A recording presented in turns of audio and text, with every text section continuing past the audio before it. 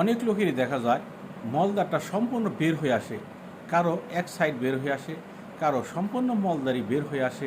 এই সমস্যাগুলি সাধারণত পুরুষের তুলনায় মহিলাদের ভিতরে অনেক বেশি দেখা দেয়।